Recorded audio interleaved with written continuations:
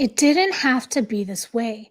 Those are the 7 words Meghan Markle is said to have whispered at her last ever solo royal engagement in March 2020. And everything that happened that day makes this moment even more shocking. Because behind those words, there's a story of bitterness, fury, and quiet warnings. Aides say she meant every single syllable. And if you've ever dealt with someone who twists the narrative, a partner, a parent, maybe even a stepmom, what happened here is going to feel very familiar.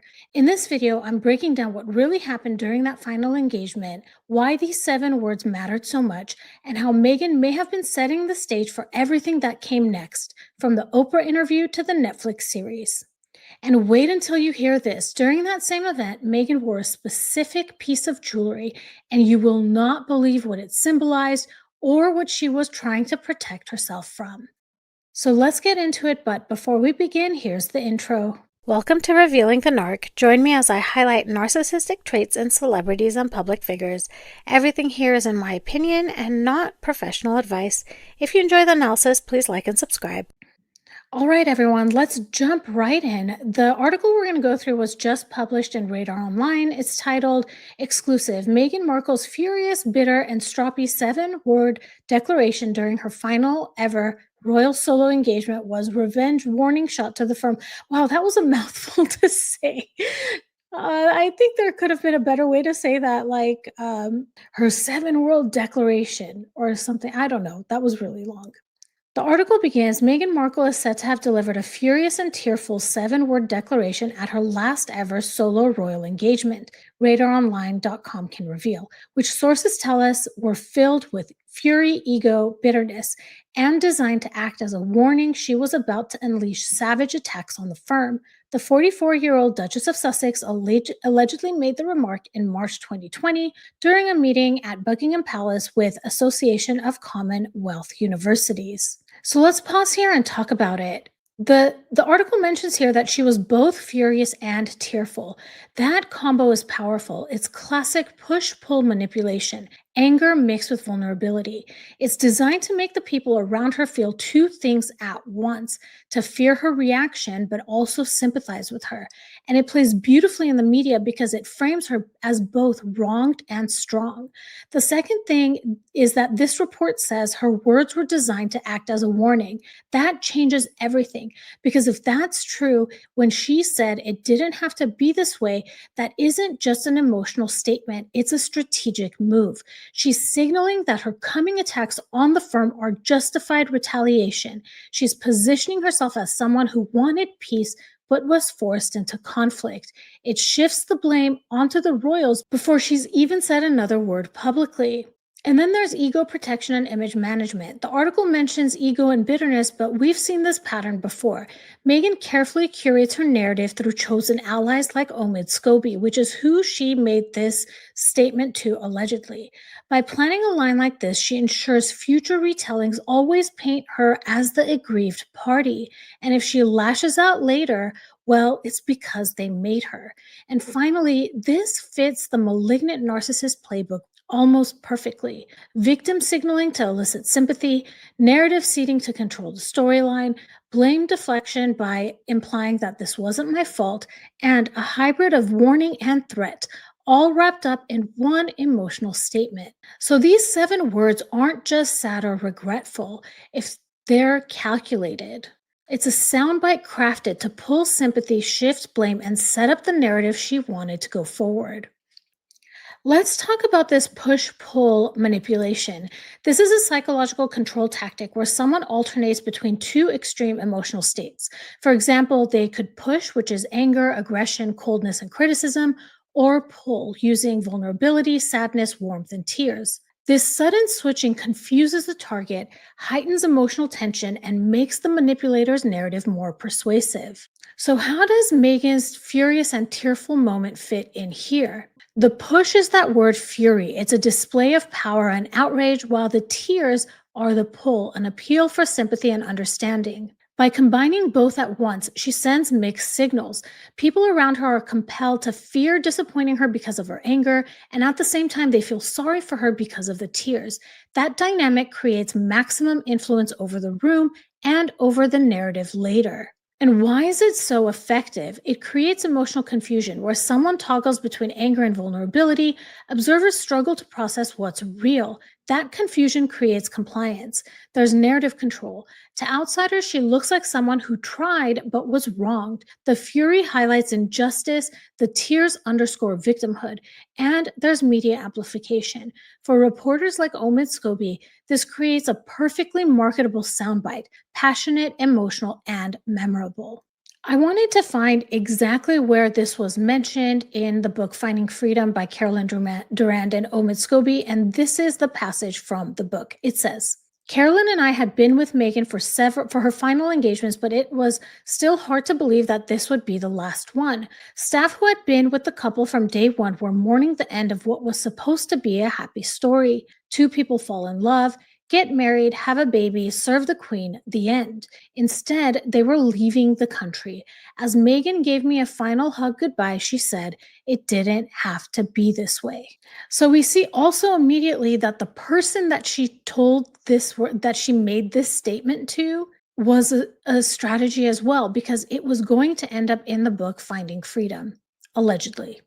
The article continues, Markle's 7-word farewell seen as revenge warning. An insider also told us Markle's 7-word private farewell line revealed her plans to rip them apart with allegations against the royals in the likes of the Netflix show. They said, those words were not accidental. They were a warning revenge was on the way, and she wanted them to be remembered as a warning. Let's pause here. So you can see that this isn't just sadness or regret, it's calculated positioning. Meghan used this moment to signal that she had weapons ready. And looking in hindsight, we know that those weapons were the Oprah interview, the Cut article, the Netflix show, and all the future allegations and all of the things that she's been doing over the last 5 years. The other thing that we see here is that revenge is framed as righteousness. For a malignant narcissist, revenge isn't just personal, it's about image dominance. By implying retaliation, she shifts responsibility onto the royals. She's essentially saying, I wouldn't be doing this if they hadn't wronged me. And it's a preemptive justification tactic. So when the Netflix show and the Oprah interview came, she could claim she had no choice. After all, she didn't want it to be this way. The article continues, they were directed as much at the institution as at individuals. She was saying she never wanted it to end like this, but also that she blamed the royals for her exit. But aides who heard her say the words that day believe they remain the most revealing window into Markle's state of mind at the time. One said it was furious, bitter, and stroppy all at once, and she meant every syllable. Let's pause here and talk about this as well. So first we see that those words were aimed at both the institution and individuals. This is significant because she wasn't just expressing sadness, she was firing a warning shot at multiple targets. The royal family as an institution, framing them as oppressive and unreasonable, and specific individuals inside the palace making it personal. This double aim serves two purposes. It protects her image and it establishes clear enemies responsible for forcing her out. We're also seeing here that there's blame without accountability. This is classic malignant narcissist positioning. She appears regretful, which invites sympathy, but she simultaneously assigns fault elsewhere, avoiding personal responsibility. It lets her control the narrative. She's the one that's wrong and not the one that's walking away by choice. And this section of the article ends with fury, bitterness, and power play. This blends with the push-pull manipulation perfectly. Again, we're seeing fury, which is signaling strength and courage. We're seeing bitterness, which is an appeal to the injustice she wants people to believe she endured, and stroppy, meaning that she's unafraid to challenge authority. This emotional cocktail creates a high-impact moment. People around her are left unsettled, confused, and more likely to internalize her narrative. And as the aide said, I agree, this was a revealing window into her state of mind. It's confirmation that she felt wrong, she was preparing for retaliation, and she's fully convinced that she was justified. This entire mindset lines up perfectly with the sequence of events that followed. Oprah, Netflix, Finding Freedom, and these repeated allegations against the royals.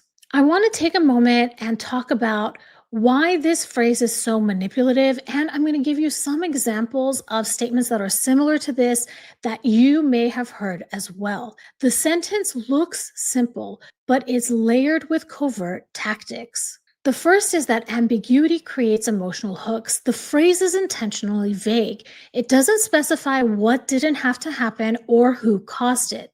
The ambiguity invites the listener to fill in the blanks with their own assumptions, usually in Megan's favor, and it places the burden of meaning on the other person, which makes them feel emotionally invested.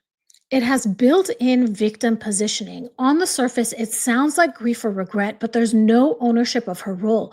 It subtly frames her as wronged by others, in this case, the firm, the royal family, or the media, and she never even names them. It manipulates the listener into feeling sorry for her without questioning her choices. There's covert blame shifting. A malignant narcissist rarely says, I caused this. Instead, they imply, this is happening because of someone else's actions. It didn't have to be this way, suggests the entire situation was avoidable if only the other side behaved differently. It allows her to maintain an image of being reasonable while casting subtle guilt on the perceived opponent. And you can see already the pre planting of a narrative. Malignant narcissists often seed phrases like this in emotionally charged moments so allies can later repeat them as proof of victimhood. Notice how Scobie included this in Finding Freedom. It became part of her canonized narrative. It's not just an expression of emotion, it's a strategic soundbite. Let's look at a couple of phrases that malignant narcissists use that work in the same way. The phrases have similar psychological functions, meaning they sound emotional but are designed to manipulate perception, shift blame, and recruit sympathy. The first group are self victimization and emotional hook phrases. They include, I tried everything, but they gave me no choice. I just wanted to be accepted, but they pushed me away. I did my best, but they never wanted me to succeed. I guess some people just couldn't handle my truth. I wanted peace, they wanted war. These statements function by positioning themselves as the reasonable one, framing the other party as cruel or rigid, and it elicits protective instincts in listeners. The next category are guilt tripping phrases. Sorry. After everything I've done for them, this is how they treat me.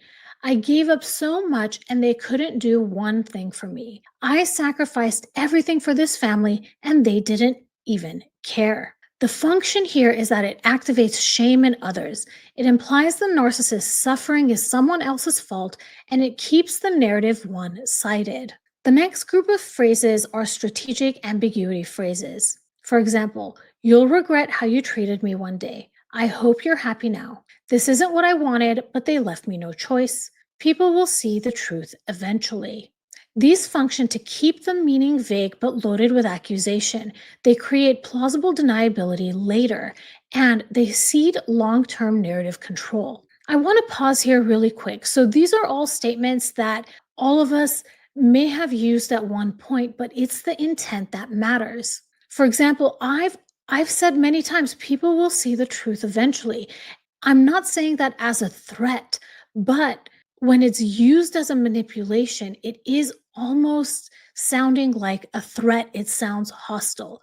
So I want you to keep that in mind. It's the intent behind the phrase that matters. And the last category we'll look at is inversion of accountability. Sentences like, if they had supported me, none of this would have happened. I wouldn't have left if they had treated me with respect. All I ever wanted was to belong, and they made that impossible. The function of these statements is to flip responsibility onto others while appearing emotionally wounded. It preserves a hero and victim image. Why do these phrases work so well? All of these sentences, including the one Meghan said, it didn't have to be this way, weaponize perception. They're designed to elicit sympathy without proving harm, shift blame subtly without looking accusatory, recruit allies who emotionally invest in their version of events, and control the narrative long term. This is why Scobie's inclusion of that line was so powerful. It framed Meghan as heartbroken and wrong without showing any concrete evidence. As I was doing the research for this video, I wanted to look up the specific event that Meghan said this phrase, and I stumbled upon an article that was quite surprising to me. But before we get into all of that, let's look at the event that this statement was said and also the Instagram post that goes along with it. So here is the video footage of that event. It's going to be muted and I'm going to be silent, but I'll see you right after it plays.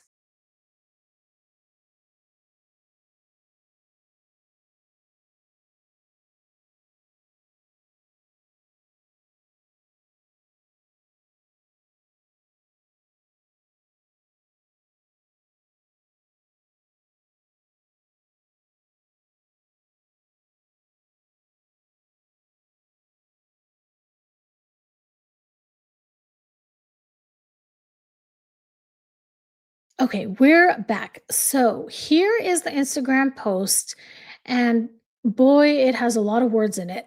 So let's read it.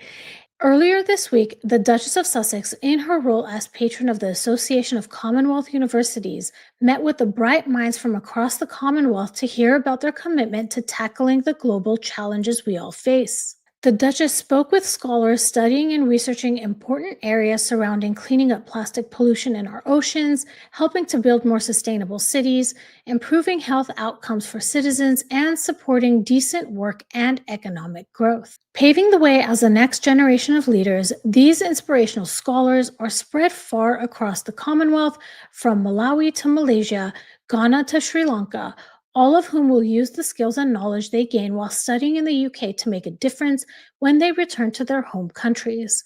The Duchess, who also attended university with support of a scholarship, is a strong advocate of accessible education for all. As the royal patron of the Association of Commonwealth Universities since January 2019, the Duchess has met and engaged with students, academics, and staff from ACU member universities across the Commonwealth to learn more about the vital work they do to address global challenges. As president and vice president of the Queen's Commonwealth Trust, the Duke and Duchess thank all those who are working to give access to education for all. So I want to mention that this event was actually a private event. So really the only footage that I could find was the one that was posted on the Sussex Royal Instagram account. And the article that I found that was incredibly interesting to me is talking about the earrings that Meghan was wearing. The article was in the Daily Mail and it's titled Meghan Markle's Lucky Charm. Duchess wore 450-pound fallen star earrings,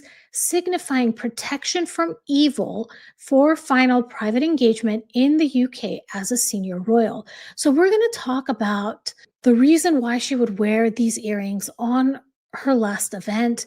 And I'm going to tell you about ways that you may have experienced this behavior because I know that you've seen it and experienced it, and I've definitely, man, it's a lot to talk about. So let's continue. The article says the Duchess of Sussex wore glittering fallen star earrings signifying protection from evil for her final private engagement in the UK as a senior royal. Meghan Markle, in her role as patron of the ACU, chatted with Commonwealth scholars at Buckingham Palace before the Commonwealth service at Westminster Abbey on Monday. Meghan was made royal patron of ACU in January 2019, taking over from the Queen, who held the post for 33 years. After walking away from the monarchy on March 31, the Duchess will continue her links to ACU as patron. So here's another example of a gift a gift and an honor that the Queen gave to Meghan. She held the post for 33 years. All I can do is just shake my head at the foolishness of how much she really, really destroyed what could have been. Let's talk about this symbolic messaging. Choosing these earrings that symbolize protection from evil, I think, show that she's sending a coded message. It implies that she viewed herself as under attack, either by the institution, the media, or individuals inside the palace. They were worn on her solo last engagement, and it frames her exit in spiritual, almost victimized terms. The symbolism reinforces her narrative that she was mistreated and forced out. So, again, just to tie everything together, she wore these earrings at that same event where she told Omid Scobie It didn't have to be this way. It's all pieces of the puzzle that when you put it together, you can see what she's trying to do. Malignant narcissists are actually known for using symbolic imagery. They are highly image driven, and symbolism serves multiple psychological and strategic purposes. It signals victimhood without saying it. They pick objects, clothing, or lucky charms that tell a silent story. It makes them appear spiritually protected, morally superior, or under attack, and they don't have to verbally accuse anyone. The symbol does it for them. It allows them to control the narrative subconsciously. The symbolism plants seeds in people's minds. It reframes them as the one fighting evil, the misunderstood one, or the protector. Because it's nonverbal, it bypasses logical analysis and goes straight to emotional perception. Recruiting allies without confrontation. When people notice the symbol, they instinctively assign meaning. Oh, look, she's wearing a protective charm. She must be surrounded by toxic people. This builds sympathy and loyalty without the narcissist ever having to explain. I want to end this video with giving you some relatable real life examples. Symbolic tactics that malignant narcissists commonly use and you might recognize from your own experience. Protection from evil jewelry or items. For example, a stepmom wears a cross necklace or an evil eye bracelet every time she knows there's family tension, subtly implying, I'm under attack or I'm the good one here. It signals purity and victimhood while painting others as aggressors. Just like we were saying before, the intent is what's important here. In this example, the stepmom wants to give the perception that she's under attack. It's not that they're wearing the cross necklace or the evil eye bracelet because they believe in it. It's to send a message. Clothing with hidden messages is another example. Wearing a t-shirt that says survivor or misunderstood right after causing drama without addressing the conflict directly. It positions them as wronged without having to admit or defend anything. Carefully placed home decor. Someone hangs a wall sign in the living room that says no drama allowed right after they start a fight. It's a covert jab disguised as self-help messaging. It communicates blame while keeping plausible deniability. Using religious or spiritual objects. A malignant narcissist lights candles or burns sage in front of others, claiming they need to clear the negative energy, and it frames you as the negative energy without them ever saying your name. Public social media symbolism. Posting a vague Instagram story of a quote like, some people will never know the pain they caused, right after an argument.